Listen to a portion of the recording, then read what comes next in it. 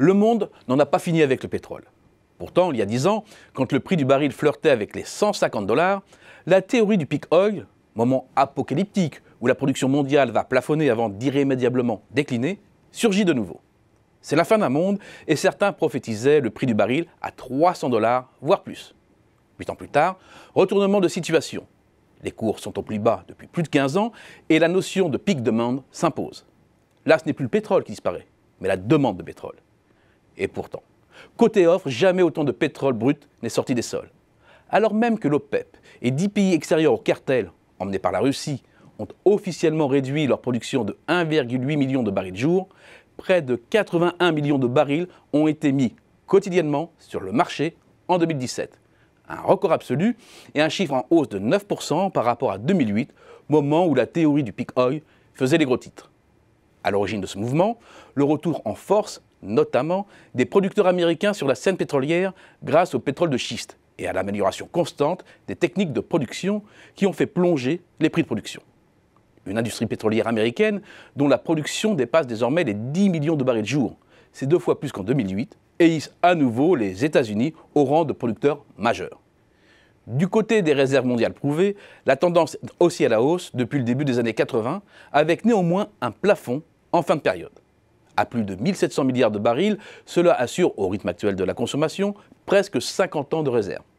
Mais il serait erroné de conclure au début d'une pénurie physique. Avec les prix bas, la prospection a ralenti, car les compagnies pétrolières ne s'y retrouvaient pas financièrement. Avec des prix plus élevés, elle reprendra. C'est un fait, les réserves augmentent avec le prix. Et la notion du peak oil recule au fur et à mesure que l'on avance. Côté demande maintenant. La tendance est également à la hausse. Comme pour la production, la consommation a battu tous ses records en 2017 pour se rapprocher des 100 millions de barils jour. Excepté l'accro lié à la grande récession de 2008-2009, la progression, quasi constante, s'effectue au rythme de 1,4% par an. Et ce n'est pas prêt de s'arrêter. Bien entendu, les usages du pétrole changent. L'émergence rapide des voitures électriques, le plus grand rendement des moteurs atmosphériques, la plus grande efficacité énergétique des habitations, la baisse du coût des énergies renouvelables, la lutte contre les émissions de CO2 sont des paramètres à prendre en compte. Mais il s'agit surtout d'un double déplacement d'une demande globalement en hausse. Selon l'Agence internationale de l'énergie, elle grimperait de 6,8% sur la période 2016-2025, puis de 4,6% entre 2025 et 2040.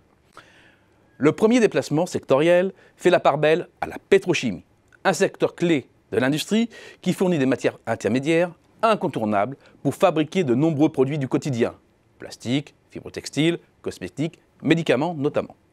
D'ici 20 ans environ, la pétrochimie devrait absorber plus du quart de la production mondiale de pétrole. Une part en nette hausse, comme devrait l'être celle dédiée au secteur aéronautique et naval. Et à chaque fois, ce sont les grands pays émergents qui poussent à la hausse. C'est le second glissement géographique. La demande de pétrole en provenance de l'Union européenne, des États-Unis et du Japon d'ici 2040 doit baisser au total de 10,5 millions de barils jour. Un recul amplement compensé par la hausse de la consommation en provenance de l'Inde, de la Chine, mais aussi de nombreux autres pays émergents, dont la demande s'élève avec le niveau de vie. Autrement dit, la fin du pétrole, ce n'est pas pour demain.